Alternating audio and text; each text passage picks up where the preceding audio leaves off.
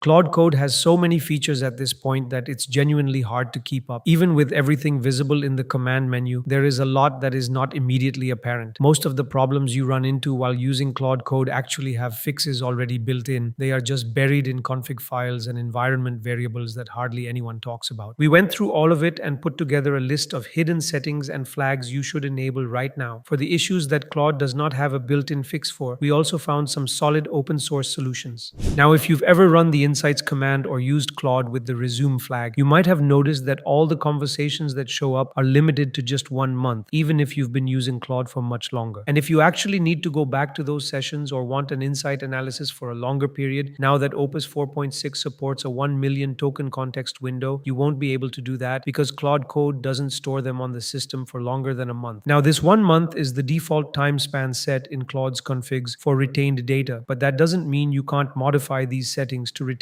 data for longer. Claude actually has a setting for that. In the main.claude folder, there is a settings.json file. We'll be using this file for a lot of other settings throughout the video as well. This is how you change a lot of the default settings in Claude Code. You can add this cleanup period days field with any number of days you want. So if you set that to 365, it will be able to retain a full year's worth of conversations. And by setting it to 0, you're asking it to store none of your conversations, meaning you won't be able to extract any information or view past references.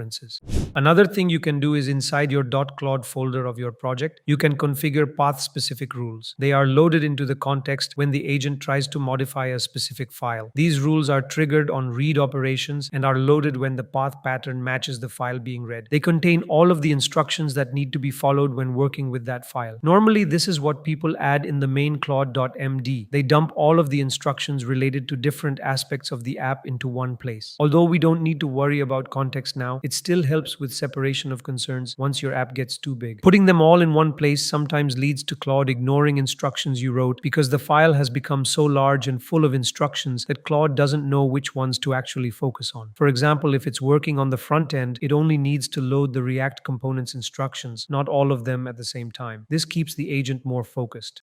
As you already know, Claude Code can run bash commands and read their outputs. But depending on the command, those outputs can be massive. Anthropic has set a limit on how many characters Claude can actually read from any command's output, and that limit is 30,000 characters. Anything beyond that gets truncated, and Claude never sees it. So for example, if you run your test suite and it prints thousands of lines of results, Claude is only going to read the set 30,000 characters of that output. Same thing if you're looking at build logs or running database migrations. Any command that dumps a lot into the terminal, Claude only gets the 30,000 characters. To fix this, in your settings.json, there is again a config that controls how many characters Claude Code loads from the terminal into its context window. This was set to 30K because of the older 200K context window models where you couldn't afford to load more. But again, with the new 1 million token window, that's not a problem anymore. You can increase this to something like 150,000 so that the full output is actually loaded and Claude can read through all of it properly. If you are working on a project that contains a lot of sub-agents, each tailored towards working on their respective tasks, if we have a task specific for any agent, we normally ask Claude explicitly in our prompt to use that agent to do the task. But if you want to quickly hand the work to a specific agent, what you can do is run Claude as a sub-agent. You just need to use the agent flag and type in the name of the sub-agent you want to run Claude as. Now you can delegate tasks to it directly and use its capabilities and tools without the overhead of Claude first loading that sub-agent and then performing the task. As you might already know, you can set the model and MCP tools configuration when configuring sub-agents, but there are many more configurations you can add to a sub-agent. For example, sub-agents do not inherit skills by default, but if you use the skill flag, you can make that agent inherit a skill you've created for that specific sub-agent. This means it can actually use that skill to perform its tasks. Aside from skills, there's another flag called effort. If you didn't know, effort determines how much token and thinking power the agent uses when performing tasks. Some agents by default don't need much effort, so you change it based on the task. In addition to effort, you can also configure hooks inside the sub-agent that are specific to that agent's workflow. You can also set whether an agent should always run in the background using the background flag. Set it to true if you want the agent to work completely in the background without disrupting the main agent, or false if you want the agent to always appear at the top. You can also have sub-agents run in isolation in a separate work tree by setting the isolation config in the agent description. Isolated agents get a temporary copy of the work tree, giving them space to make significant changes without risking the main code base. If the agent makes no changes, the work tree chains up automatically. automatically. If there are changes, the work tree path and branch are returned for merging and review. This setup is best for experimenting with approaches that might break the main codebase. Finally, you can control which agents a given agent is allowed to spawn by adding the permitted agent names in the tools section of that agent's config. This restricts spawning so that multiple agents aren't created unnecessarily, preventing a single agent from going rogue and continuously spinning up too many others. By default, when Claude reads from a file, it only reads 25K tokens. But ever since the context window increased to 1 million tokens, 25K is actually too small and doesn't let Claude utilize its full potential. You can change this in the settings.json by setting this flag to 100K or more. But there's another catch. No matter how large the context window is, Claude only reads 2000 lines, and it doesn't even know that it has missed the other lines, so it never goes back to read the rest. Anthropic doesn't allow you to change this limit, but there's a workaround. You can add an instruction in the claude.md file so that whenever Claude reads large files, it first checks the line count. If the file exceeds 2000 lines, it uses offset and limit parameters to read the whole file properly without missing anything in between. We can also configure a hook that is triggered whenever the read command runs. This hook checks the file's line count, and if it exceeds 2000 lines, it forces the agent to follow the instruction in claude.md using commands like head to ensure Claude reads through to the end.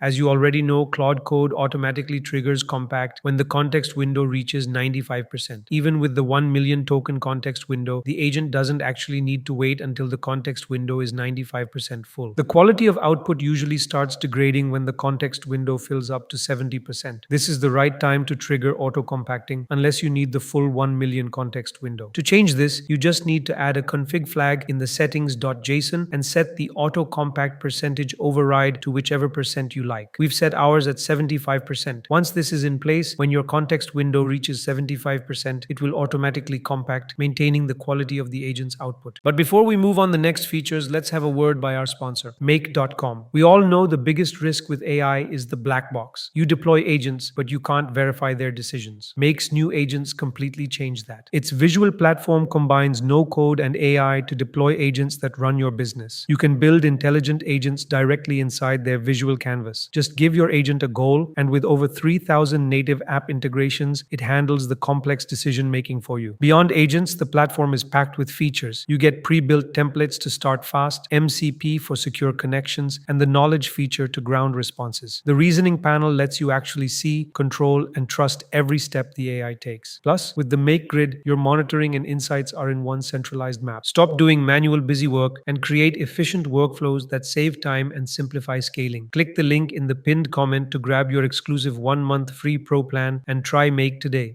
Now, most of you might already know this, but Agent Teams is still experimental, which is why many people don't know about it. In Agent Teams, there's one team leader and multiple team members, each being their own Claude sessions that are started and controlled by the team leader. The team leader is responsible for coordinating the whole task across all these team members. This is actually different from sub-agents because sub-agents aren't able to communicate with each other, whereas in an agent team, each team member is able to communicate with one another and share information. We've actually created a full video on this where we talk about its features and how to best use it in order to make the most out of its capabilities. Also, if you are enjoying our content, consider pressing the hype button because it helps us create more content like this and reach out to more people.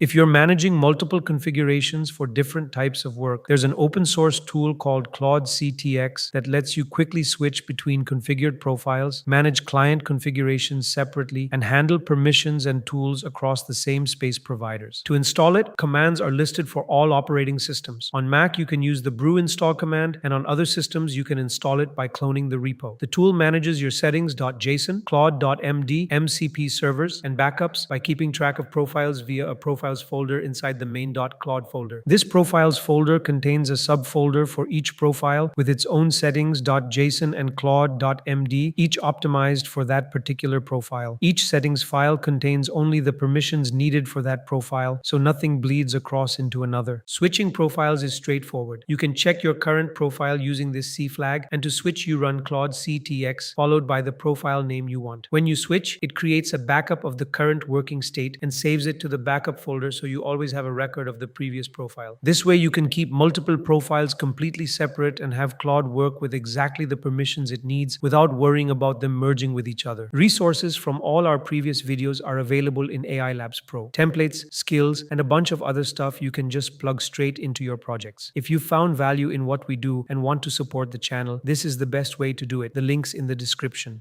If you get annoyed when Claude co-authors itself on GitHub commits, there's actually a workaround for that as well. In your settings.json, add the attribution key and leave the commit and PR fields empty. After that, whenever you ask Claude to push to GitHub, it won't co-author itself. You can also set it to a custom string so the commit shows whatever author name you choose. By default, Claude Code adds itself as a co-author to every commit, which means it shows up in your repository's contributor graph. Claude Code also sends analytics data to StatSig, where it tracks usage patterns and operational data like latency and reliability. This data is used to A/B test features and drive analytics. It also sends data to Sentry for error logging, allowing Anthropic to diagnose crashes and bugs in production. But if you want to opt out, you can do that by adding 3 variables to the main settings.json. These disable telemetry, error reporting, and feedback display. With these in place, Claude Code will no longer send your data out, keeping it private instead. But there is also a separate CLI flag in Claude Code to disable non-essential traffic, which might look like it does the same thing. The difference is that this flag also blocks auto updates, which you probably don't want. So it's better to rely on the 3 settings instead, since they give you the same privacy benefit without cutting off updates.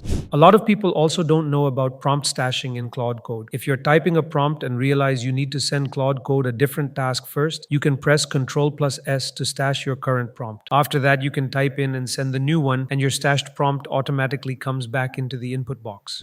A lot of you might already be using hooks, but you can also use exit codes inside your hooks that tell Claude whether the execution should proceed, be blocked, or be ignored. There are 3 primary types of exit codes. Exit code 0 means that the run was successful, and it indicates that the task assigned was done correctly. Most of the time, its outputs are not inserted into the context and serve just as an indicator that this was done correctly. Any other exit code other than 0 and 2 is shown in verbose mode and is non-blocking, meaning that they are error messages, but Claude does not consider them serious enough to stop its workflow. But the most important one is exit code 2, which has a significant impact on our workflows. So when we use exit code 2 with any tool, the error message is actually fed back to Claude, and it is forced to act upon that error message. For example, there are often times when you want to use a certain library, but Claude uses another one because of its training patterns. To prevent this, you can configure a hook for that and have it run before every bash command. It checks if the command Claude is about to use matches the library you don't want to use, as in my case it was pip, and then it prints a message telling it not to use pip and directs it to use Uvicorn instead, and exits with code 2. With this in place, whenever Claude tries to install through pip, it will be forced to install through Uvicorn instead. These hooks with exit codes form the basis of Ralph loops, which you might remember were gaining a lot of traction a little while back. We also made a video on them in detail, which you can check out on our channel. They use the same mechanism of exit codes and hooks to force Claude to keep iterating